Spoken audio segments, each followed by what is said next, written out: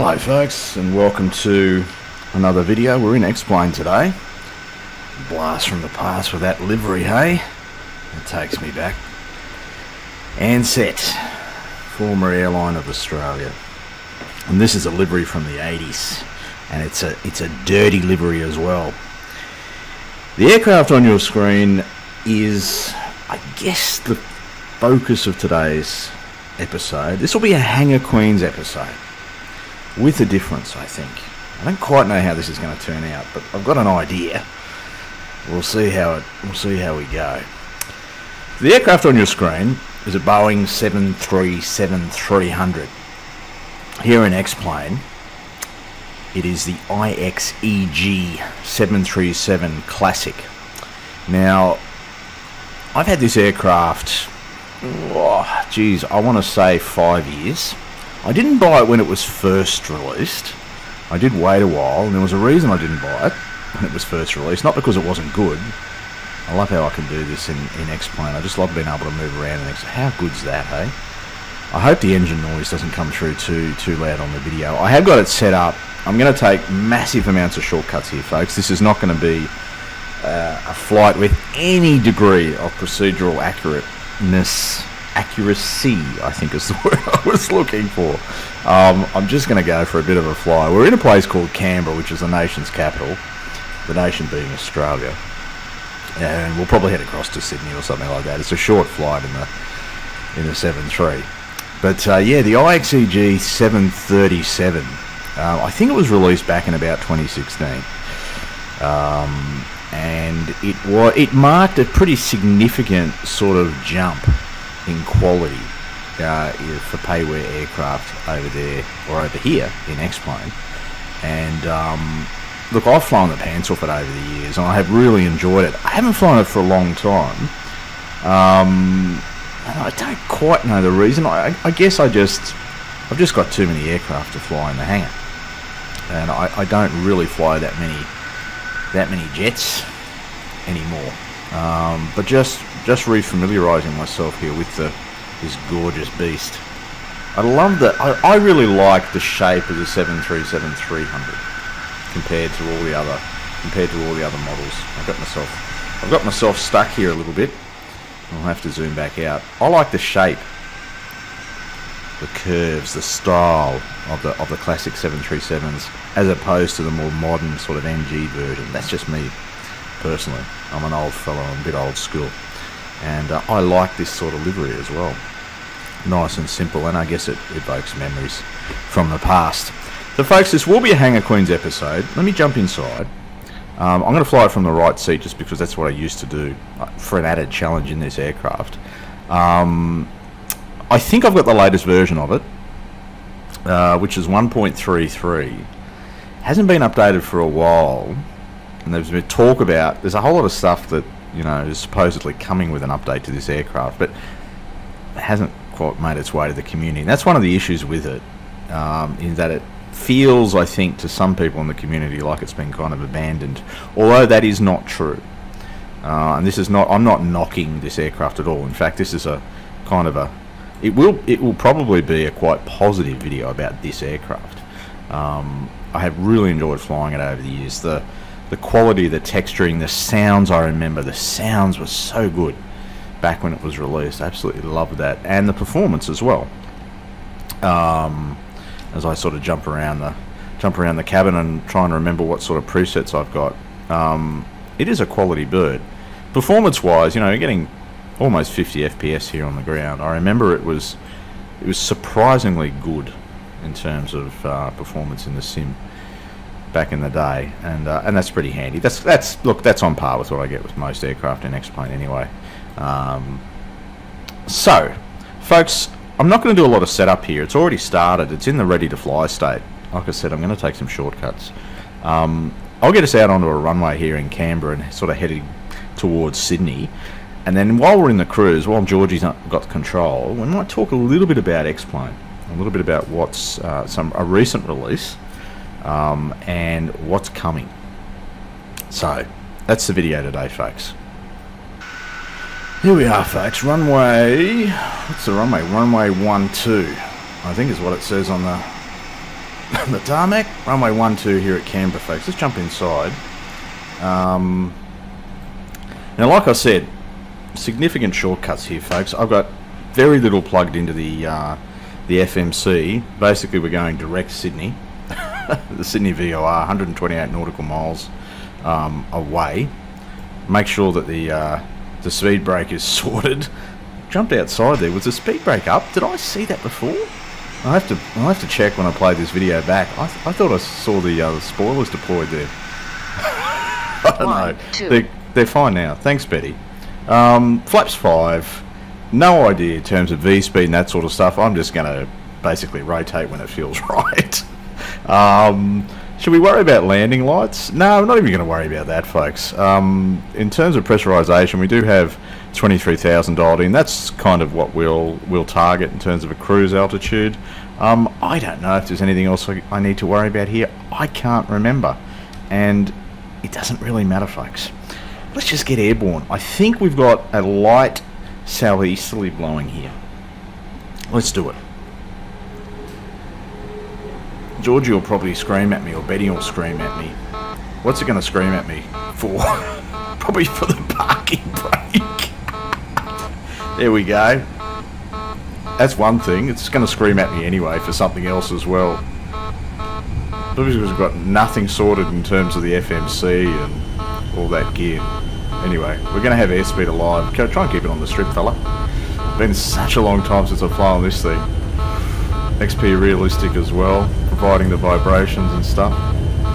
Up through 100. We'll sort of rotate about 120, something like that. It feels about right, which is hair. Let's get moving. Rotate. Up we go. Yeah. Good enough. Positive rate, away we go. Wow, this feels so different to what I've been flying lately. Anyway. So much heavier. Forget about trying to fly runway heading, we're way off that. Now, we'll just continue out here for a bit, folks. How's our power setting? Significant variation between the left and right thrust. Oh, it's all happening. Got it 90%. Trying to get 90% on both sides. There we go. Climb power, good enough. We'll get those flaps starting to come in as well. In fact, we'll get all the flaps coming up. Away we go. Pitch down a little bit. Yeah, so it's been such a long time, but it's a fantastic aeroplane. I won't do it justice here, folks. We're going to turn towards our track, towards Sydney. Continue to accelerate. Everything looks okay. Gears up, flaps up. You should be locking the gear as well, which is there, isn't it? Can't you lock the gear? Can't you do something with the locking of the gear? Something like that? Is that how it's done? I don't know. Looking for about 250 knots, so we're getting there. We continue the turn towards the northeast. And she flies well, she handles well. And it is a joy if you love flying your probably your short haul jet routes and you like sort of delving into the past. Then the IXEG is not a bad aircraft to do that stuff with. Up through 250 knots. We might get Georgie doing some flying because I want to talk about some stuff. What do we need to worry about? We probably should have done something about our speeds. Sorry folks, it's been such a long time. I'm going to say that several times in this video. Yeah, so in terms of heading select, we need to sort that out. It's not an automatic heading sync. So what we'll do is go autopilot and go heading. We should hold our heading. We are accelerating. We've busted through 250 knots. What can we do around speed? Auto throttle wasn't even armed. That's probably why it was bugging us, yeah? We go up to about I forget what it is, about 290 or something like that. Yeah. 290 bugged. Is that going to hold? It says MCP speed. Yeah, that should be okay. Climbing at about 3,000 feet a minute. We'd be doing something about standard barrow at this point as well. Talk about rusty. Talk about incompetent. more to the truth. Now, in terms of our zoom, something down here, right? Zoom that out, our range a little bit. Yeah, so when we intercept our track, we'll be good. Altimeter setting. Altimeter setting. Yeah, I've got it sorted. Oh, you want me on the other side as well? Thanks, Betty. 29902, which is there. Hopefully that keeps Betty quiet for a bit. We're kind of intercepting our track, yeah? So can we go to LNAV? Will Georgie sort of bring us around onto our magenta? He will, he's trying. He is trying. I probably missed something really important. That's the feeling I get. It doesn't really matter, folks. We'll jump outside. There it is. It's just beautiful to see the Ansett livery back in the skies over Australia. Hey, gorgeous. And here we go. Georgie's taking us, adjusting our track, keeping us on the magenta all the way towards Sydney, which is out there somewhere, folks. Not that far, 100 and something odd miles. We'll just get into the cruise before it's time to make our descent into Sydney, and we'll probably make the same hand-fisted go of the arrival as we did of the takeoff, folks. Anyway, let's talk about some X-Plane stuff. So in recent days, in the last week or so, an aircraft has been released to the community, highly anticipated. That aircraft being the Challenger 650, I believe. Is that what it is? 650? Or is it 605? Can't remember. The Challenger, hot start Challenger, quality aircraft. I looked at the pre-release streams and I thought to myself, holy moly. Holy moly, because I thought this thing's going to be costing a fortune. And it wasn't that far off the mark. 115 US, 114.95. Let's call it 115 US, which is considerably more in Aussie dollars. Jump outside for those of you that like to look at the world rather than the virtual cockpit. Yeah, the most expensive aircraft, to my knowledge, that we have in X-Plane. And at one point, this aircraft on your screen right now, the IXEG 737, it was the most expensive aircraft in X-Plane. And that was one of the reasons, if not the primary reason, I sort of held back from buying it when it was first released. $74.95, let's call that 75, and it's still 75 bucks. I don't think it's ever gone on sale. We seem to have reached our cruise altitude. Have we? Georgie? Yeah, 23, there we go, mate. Sweet as. We'll just come back on the power for you a little bit. Oh, auto throttle set. You bloody fool. Put your throttle levers back up where they should be. We'll cruise along at 290 knots. Why not? Yeah, this aircraft, formerly the most expensive, has been well and truly superseded since then by other aircraft. A number of other aircraft, to be honest, are going for higher than 75 US now. But yeah, the Hot Start Challenger.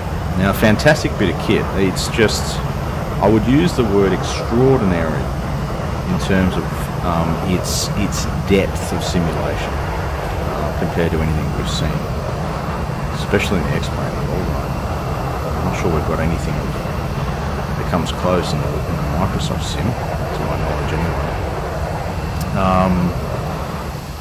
And look, right off the bat, I don't think you'll ever see the Challenger appear in a video on my channel. I don't like Challenger aircraft enough to pay that sort of money. That is well past, well beyond my budget for payware aircraft at this point in proceedings.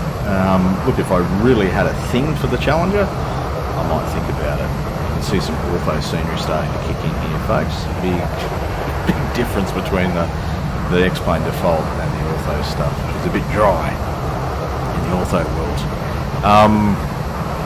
Yeah, but I mean, and a lot of complaints about, you know, from people in the community saying, hey, it's a ridiculous amount of money you pay for the add-on. You pay whatever it is, $60 for the sim, and then you're paying double that for one aircraft. But look, it'll find a market. It already has. There's plenty of people that are flying it. They'll sell plenty of them. And it's look, it looks like a quality bit of kit. In terms of, yeah, my own personal opinion, too expensive for me to justify. But if I loved the Challenger, I'd probably spend the money.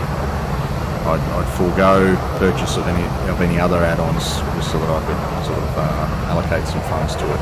But yeah, that it is a considerable amount of money. But if you have a look at some of the other aircraft in X-Plane, the Tolus, the Flight Factor stuff, the Fearless 747, great bird as well. I don't have that, but I enjoy. I live vicariously through other simmers and enjoy their stuff on YouTube flying that aircraft. That's great. But all of those are up there in terms of pricing. And when you have a look, it's all relative, right? It's all relative. If you're earning $1 million a year, then spending $115 on an X-Plane add-on is chump change, you know. But if you're, you know, struggling, or the average Joe, like most of us are, and you've got to, you know, give some consideration before you hand over the virtual wallet. But yeah, $115 is probably a little steep. But the prices are edging up, you know, in not just in X-Plane, but in the world of flight simulation more broadly. And yeah, it's. I think we're going to see more of it. And look, good luck to the developers. I hope it's a success for you. And good luck to everyone who's purchased it or will purchase it. Hope you enjoy it. Hope you get value from it. It is a quality aircraft. As was this one. As is this one, really. Still enjoyable. Update-wise, yeah, as I mentioned at the start, kind of some people have probably felt that it's been abandoned a little bit. Updates are few and far between. It doesn't seem to be in active development. That's my opinion based on what I read, and that's kind of what I read from the developers themselves, those who are left on the project, and I think there's only one guy at this point. And look, full credit to you, mate. I admire your continuing support for the aircraft. But it doesn't feel like it's in active development. It feels like it's sort of a bit stop-start, and I'm sure there are reasons for that. But yeah. Of course, the really big news in the X-Plane world is the impending release of X-Plane 12. I'll just jump back inside and make sure everything's okay. Seems to be. We're at altitude hold.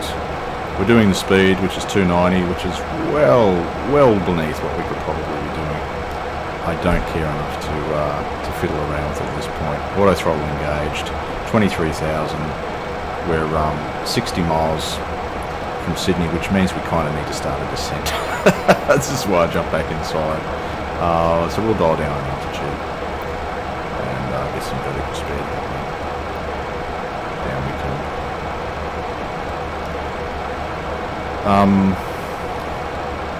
Yeah, we're covering the ground 438 knots. We kind of need to get ourselves on the way down, Geordie, mate. Thank you. So we'll sort of dial down to about, I don't know, 5,000, something like that. I hope you're not looking for an instructional video, folks. I'll be doing it on my channel. If you are, it's definitely not going to be one. We might take the auto throttle off. We might just bring the speed. I might just manage the auto throttle. Manage the throttle myself, just to give me something to do. Yeah, the big news in X-Plane world is the impending release of X-Plane 12, which we've seen the Laminar Research put out some requirements, system requirements to run X-Plane 12. I think that was quite well received. I think people were probably worried that you're going to need a supercomputer to run it. But that's never been the case with X-Plane. But if you want to run it well, if you want to run any simulator well, you need a pretty decent rig. So the minimum requirements are sort of minimum requirements. It doesn't necessarily mean you'll get a great experience from the sim, but the sim will run adequately according to Lamina. But yeah, looking forward to it. It looks to be closer than what I sort of thought. I thought we might be looking mid-year, but it feels like we could be seeing it earlier than that, at least a beta release of it. And looking forward to it. I'm looking forward to doing some more X-Plane flying, and X-Plane 12 will get me back into X-Plane and doing more videos. But folks, we're on descent into Sydney. No idea what the weather's doing in Sydney, but if we had a southeasterly in Canberra, the chances are we've got a similar sort of breeze in Sydney, maybe a bit stronger, which would have us landing on 16s, maybe 16 right. Big runway there in Sydney, so that's what we'll plan to do, and I'll rejoin you for that approach. Alright folks, we're just on a sort of a downwind leg here. We're actually going to go to give Georgie a rest. We're on a downwind leg, a right downwind, runway 16 right here in Sydney. I'll get some flap coming out as we sort of make a turn onto a base to the north of Sydney. 2500. Thank you, Georgie. We just allowed that vertical speed to just get out of control there a bit. We are about 10 miles. I wanted to sort of hold 3,000 for a little bit longer. It'll help us to slow down a tad. Runway 16 right is where we're heading, folks. Northern suburbs of Sydney. As we continue the turn, we'll see the harbour and the city out towards the left-hand side of the aircraft. Continuing to slow. No idea. There's the city coming into view. We will have flown through the extended centre line more than likely. Just a little bit. Runway 16 right's on the right-hand side, funnily enough. We're pretty much on profile. Whites and reds wise, down through just under 180 knots now. We'll just continue to slow. We'll take gear momentarily. 9 miles to run. Getting a little bit low, so we'll just retrim.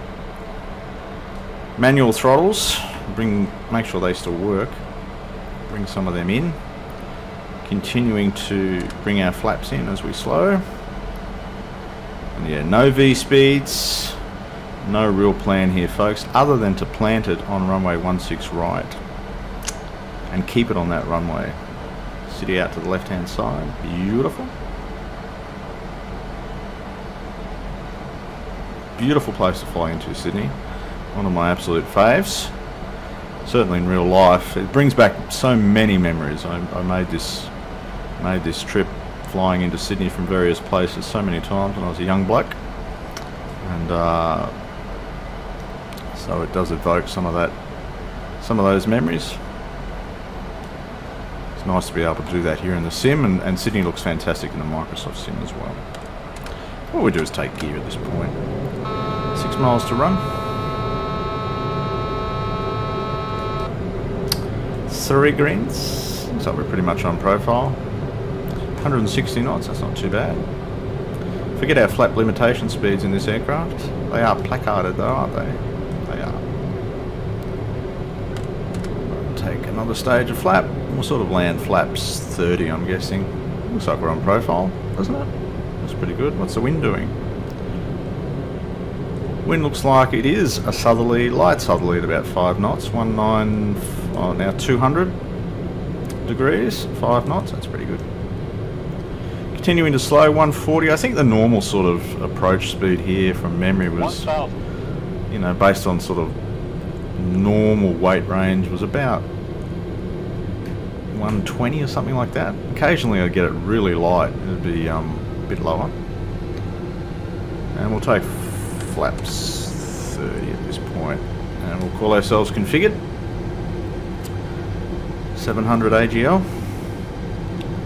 3 miles to run.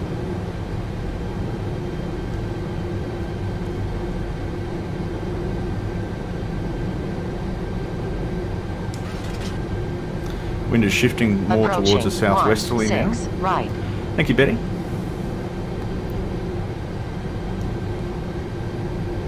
The wind speed is holding up as the direction is changing. Slight right crosswind. 500. Thank you.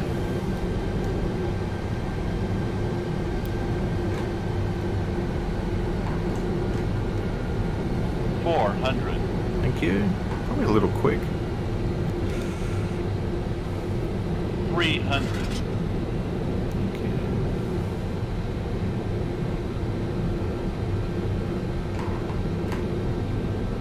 you. $200.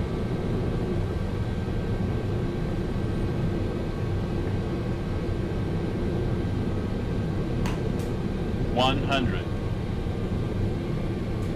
50, 40, 30, 20, 10.